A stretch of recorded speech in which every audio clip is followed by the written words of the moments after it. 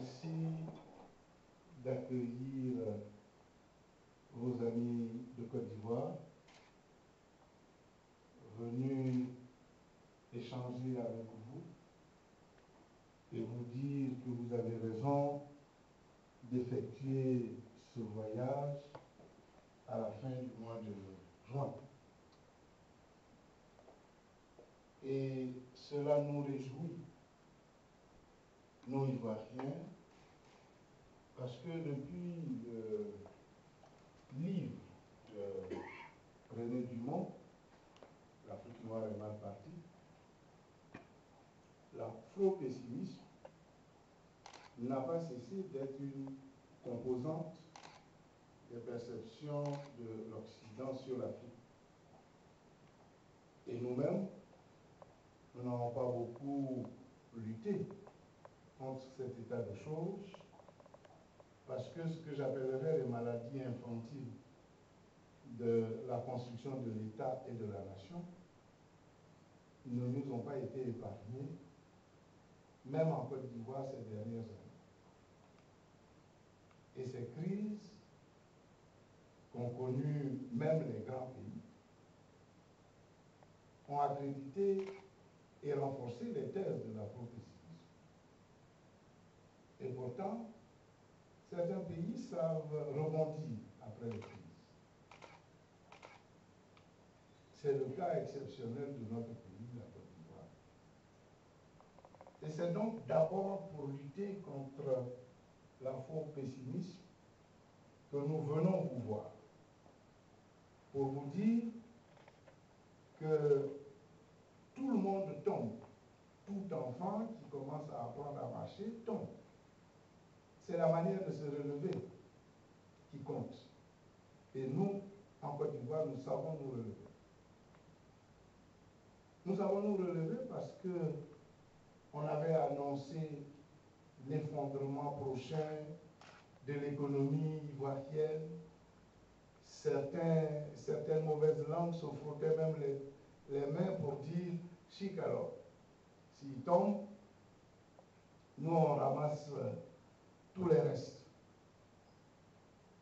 Et hélas pour eux, la Côte d'Ivoire ne s'est pas affaissée du tout et continue d'être le leader de l'Union économique et monétaire ouest-africaine.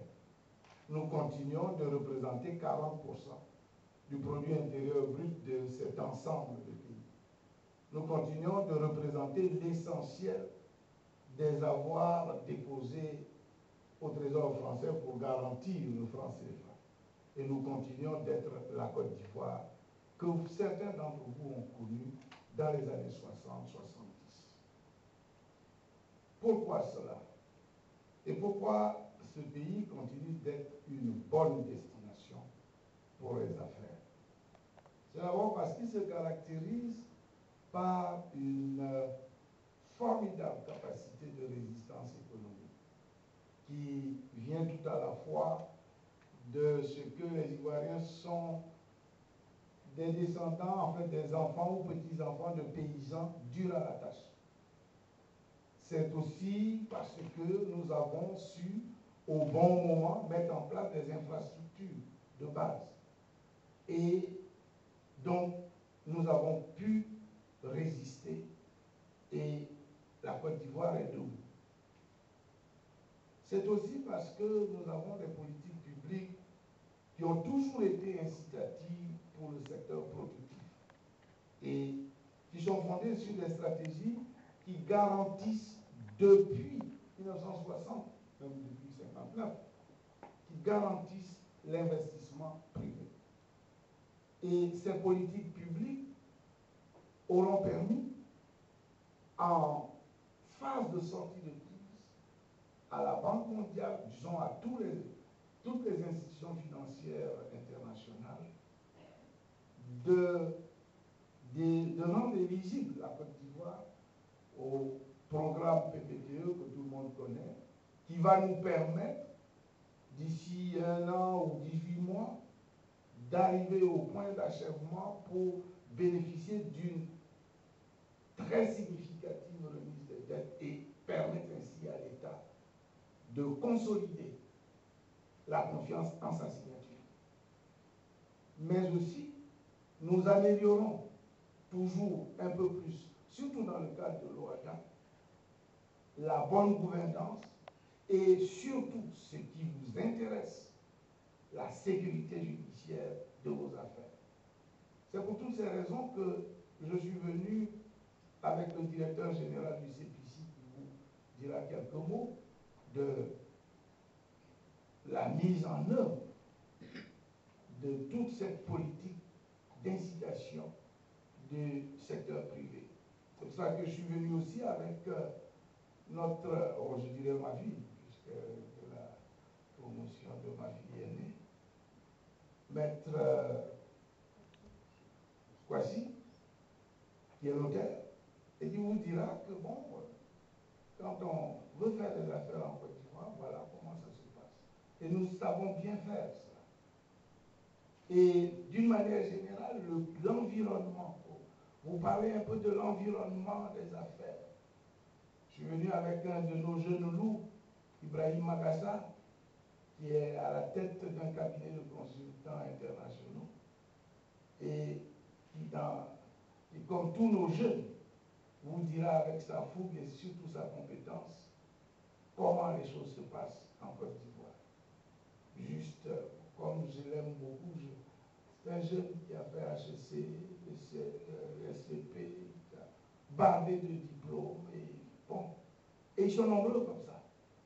Ils sont nombreux parce que en Côte d'Ivoire aujourd'hui, c'est 150 000 étudiants chaque année dans les grandes écoles.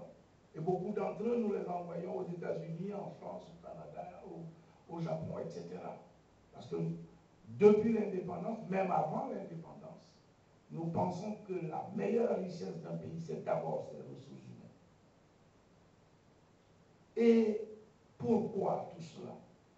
Parce que ce pays recèle d'importantes opportunités. Importantes opportunités. Dans pratiquement tous les domaines. Le film vous a un peu indiqué quelques-unes de ces opportunités. Celles qui nous font le plus rêver, nous Ivoiriens actuellement, c'est d'abord le pétrole et le gaz, parce qu'on veut pouvoir être le Koweït. Donc, j'ai voulu que mon frère Boblaï vienne avec une petite délégation de la Pétrosie vous dire qu'il y a pas mal de choses à faire dans ce secteur en Côte d'Ivoire. Il y a beaucoup d'autres secteurs, le transport maritime, parce que le port d'Abidjan, malgré la crise, fait 23 millions de tonnes. Et c'est le principal port au sud du Sahara, jusqu'à Durban. Quand vous enlevez le pétrole du Nigeria. Et cela signifie donc qu'il y a beaucoup à faire. Et cela doit pouvoir fonder notre lutte contre l'ivoiro-pessimisme. Nous sommes venus aussi vous dire notre volonté de vous voir vous associer à nous concrètement pour mener de très nombreux projets de reconstruction économique. Tout à l'heure dans le film, il a été indiqué que tout notre appareil, toutes nos infrastructures n'ont pas suffisamment fait l'objet d'une attention particulière. On ne peut pas à la fois se chamailler et arranger la route. Et donc, nous devons remettre tout cela à niveau, d'où la dimension de reconstruction économique pour laquelle nous attendons tous nos amis, à commencer bien sûr par ceux qui, comme Monaco, ont un peu de